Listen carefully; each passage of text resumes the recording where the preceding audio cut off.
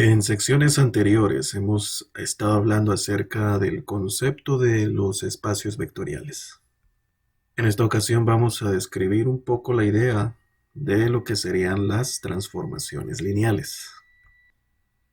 Dichas transformaciones lineales lo que hacen es mapear los vectores desde un espacio vectorial a otro. Así pues, imaginemos que tenemos una función t. Esta función t lo que hace es tomar elementos que están dentro de un espacio vectorial, en este caso un espacio vectorial V1, y la función mapea esos vectores en otros vectores de un espacio vectorial V2. Es decir, tenemos por ejemplo nuestro espacio vectorial V1, en el cual tenemos por ejemplo el vector V y el vector W. Si estos vectores de este espacio vectorial los, los utilizamos dentro de una función t, esa función t nos va a dar por resultado otros vectores que van a pertenecer a otro espacio vectorial.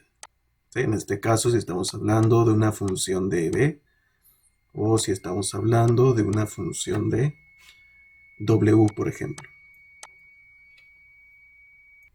De esa forma es que podemos decir que la función t es una función de transformación lineal. Y esto se va a cumplir si y solo si esa transformación lineal satisface la siguiente propiedad, en el que tenemos que esta función t se le ingresa la operación alfa por b, por el vector b, más beta por el vector w. Eso nos va a dar una suma de dos elementos, los cuales cada uno de esos elementos son funciones de cada uno de los vectores. Y esos vectores o esas funciones, esa función del vector b y esa función t que se evalúa con el vector w, pertenecen al espacio vectorial V2. Claro está, alfa y beta serían escalares, serían números reales. B y W pues serían vectores que pertenecen al espacio vectorial V1. De una manera más formal podemos decir que la función t es una transformación lineal si y solo si tenemos esta expresión alfa por b más beta por w es igual a alfa por la función de transformación de b más beta por la función de transformación de w, para toda alfa y beta que sean números reales y para toda b y w que sean vectores pertenecientes al espacio vectorial V1. Como ya habíamos visto previamente, sabemos que un espacio vectorial se define de operaciones y se define de una cierta cantidad de vectores que forman parte de ese espacio vectorial. Pero cuando aplicamos funciones de transformación, es posible mapear estos vectores que pertenecen a un espacio vectorial a partir de operaciones, etc. y trasladarlos a otro espacio vectorial, el cual es el resultado de evaluar la función con los vectores del espacio vectorial anterior. Otro aspecto clave es que podemos notar que los espacios vectoriales V1 y el espacio vectorial de V2, pues no necesariamente, como ya vimos, deben de ser de las mismas características. Ya vimos que pueden ser diferentes. Se toman los vectores a través de la función de transformación y resultan otros vectores que pertenecen a otro espacio vectorial. Ahora bien, esos espacios vectoriales no necesariamente son iguales en cuanto a sus dimensiones. Por ejemplo, el espacio vectorial B1 puede ser un espacio vectorial de 4 dimensiones. Puede ser un R4, por ejemplo.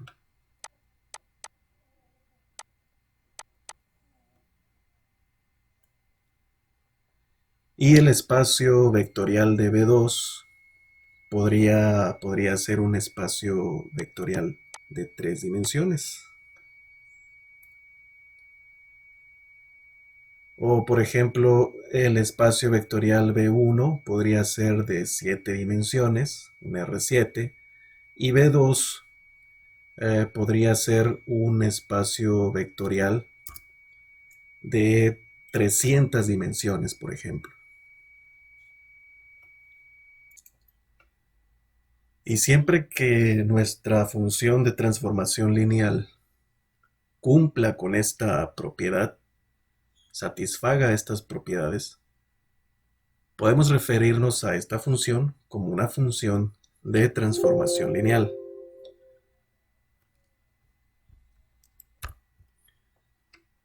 Aquí tenemos algunos ejemplos de transformaciones lineales. Por ejemplo, aquí tenemos un vector XY, es un vector columna con dos elementos XY, por lo tanto este sería un vector en el espacio R2.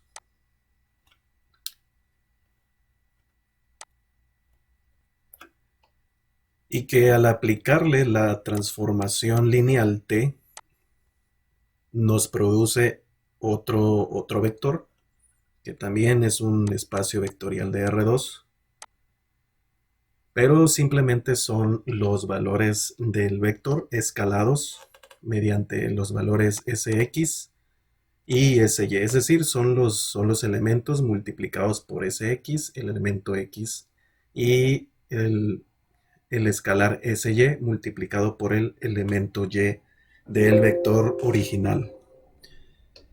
Esto es una transformación lineal de escalamiento. Es una forma de transformación lineal. En el segundo caso tenemos una transformación lineal de reflexión que consiste en tomar ese vector x y y, vector con elementos x y y, aplicarle la función de transformación y este lo transforma a un vector donde los elementos son los mismos, nada más que con la posición cambiada. En vez de que aparezca XY, ahora aparece YX. En estos casos tenemos un vector en el espacio R2 transformado a otro espacio vectorial de 2 dimensiones. Pero es una transformación, una función de transformación que lo único que hace es invertir o intercambiar los elementos. Esta es una función de transformación de reflexión. Y en el último caso tenemos una transformación de proyección. Aquí simplemente la función de transformación t toma nuestro vector original y se obtiene un vector, el cual, pues en este caso es un espacio vectorial de una dimensión, es decir, de un espacio de 2 dimensiones pasamos a un espacio de una sola dimensión, en el que el resultado es un elemento cuyo valor es la suma de los elementos que conforman al vector original. Finalmente, ustedes pueden verificar cómo estas transformaciones lineales efectivamente cumplen con las propiedades que habíamos mencionado con anterioridad.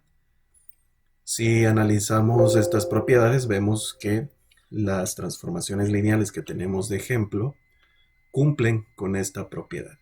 Si simplemente probamos multiplicando cada uno de los vectores por un escalar, por ejemplo, el vector b por el escalar alfa, podríamos hacer esto, multiplicar alfa por x más beta por y.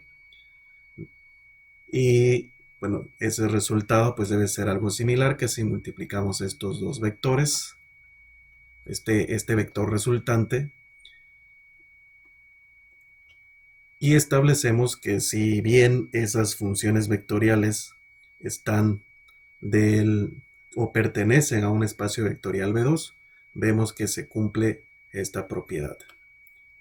Entonces, con que se cumplan esas propiedades, nosotros podemos decir que estamos ante funciones de transformación lineal.